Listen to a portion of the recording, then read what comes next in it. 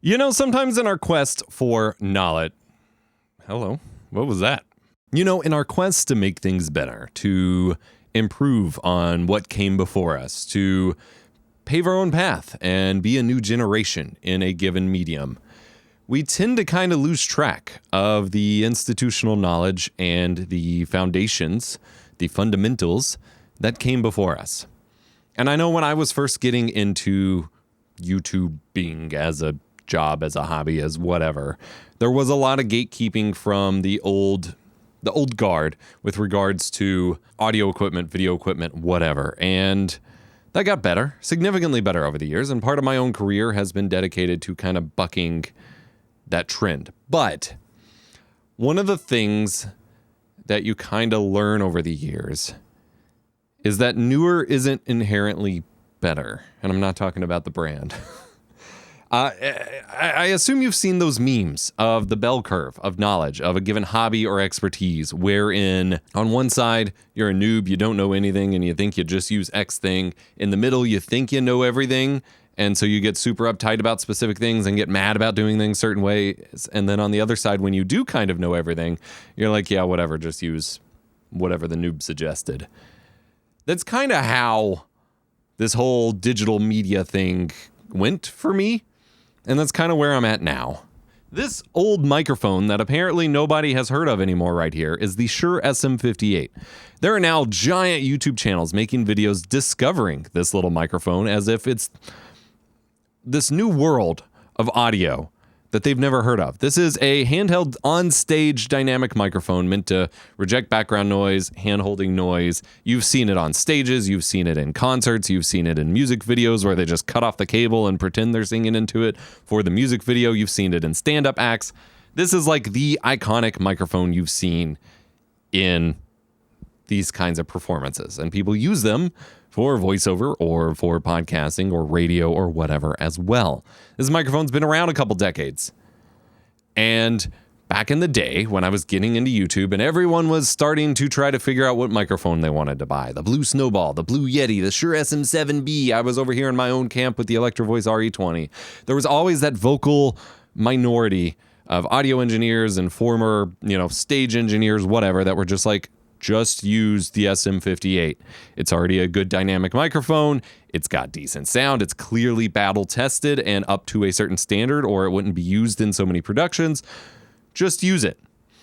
And people like myself, plenty of people like myself were like, yeah, it's fine, but I want X thing from that microphone, or I don't want to look like I'm on stage at a comedy club or, screaming. And we neglected it. We avoided it. We didn't want to use this thing. We thought we knew better. We thought we were chasing the SM7B or the RE20 or bigger on-screen condenser microphone, or trying to get a microphone off camera. And now we see a new trend, the Gen Zers and the Gen Alphas that are hand-holding a mic just like this, except it's a little teeny tiny lav mic that sounds like doo-doo and is not even designed to be handheld in the first place. And I'm like, we could just be using the Shure SM58. Now, there was a trend for a little while of a lot of YouTubers making videos using this microphone to make it sound like the SM7B.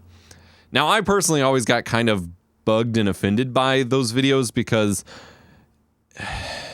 that's not really how microphones work. Microphones aren't just different presets that you can transform between. The physical characteristics that you seek out a microphone for cannot just be magically conjured into another microphone. But I also understand the idea of like, it's a good dynamic mic and you could totally just EQ this one to sound like that one if that's what you're looking for. I also got kind of uptight about that back in the day because the raw audio out of an SM7B or an RE20 or whatever was never the end goal. The joy of a studio mic like that is that you get a great starting point that you then build upon. I don't like the raw sound out of an SM7B. Rarely in the world of media would you ever hear a microphone that isn't processed. You're not listening to raw audio right now, except actually I switched it. Now you're listening to the raw audio out of this microphone.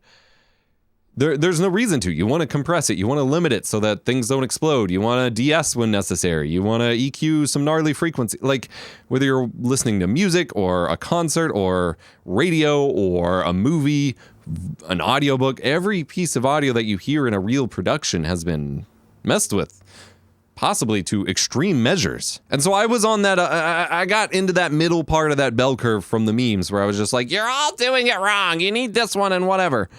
I'm at the other end of this. I'm 20 years into YouTube at this point, and I'm like, yeah, this is a $100 microphone that's been battle tested for decades. It's all you really need, probably. Why not? Now, there is a new microphone that I've covered in this category. This is the Earthworks SR117. This is a new stage microphone that's been kind of taking over. It's not been as battle tested. It's only been out for a couple years, whereas this SM58's been out for a couple decades, few decades at this point.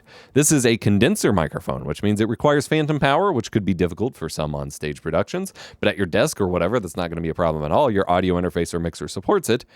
But that also means it requires less gain to sound good, and it might sound a little warmer, a little more natural, and it's been kind of taking over on the stage production place.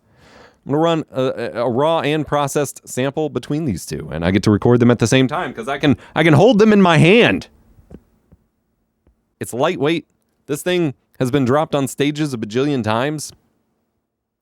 You're probably fine to just abuse it if you want. And frankly, with the headache of setting up lavs or a big shotgun microphone, treating a room or whatever, why would you not want to just grab one of these when you go to record and put it down when you're done? Anyway. 3 rings for the elven kings under the sky, 7 for the dwarf lords in their halls of stone, 9 for the mortal men doomed to die, 1 for the dark lord on his dark throne in the land of Mordor, where the shadows lie. I will have swapped between those in real time, not in real time, well, actually in real time and in post, both raw and processed, so you could hear the differences, because you can pick which one you want. This one only been out a couple years, so it's $200, whereas this one has the economics of scale lowering it down, so the SM58 is only $100. You can decide if it's worth the extra $100 in quality. I love Earthworks. They make great microphones. I'm also trying to not be in the middle of the bell curve from the memes that I keep referencing and trying to tell people to quit hand-holding lav mics, to just stop it, to get some help, because it's not okay, and you're doing it wrong, and clearly you need some sort of help. I'm going to try not to do that. Because I know it's not, like, I know everyone is doing it on purpose. I know they know they're doing it wrong. It's a trend. It's a meme of its own. It's a symbol of rejecting high production value. But also, as someone who grew up where everyone who didn't know how to produce a video had to learn the hard way that audio is far more important than video quality. I'd rather hear, and 90% of the time, I'd rather hear you're on, like, your iPhone microphone than a handheld lav. So I don't know. Maybe something like this do you some good.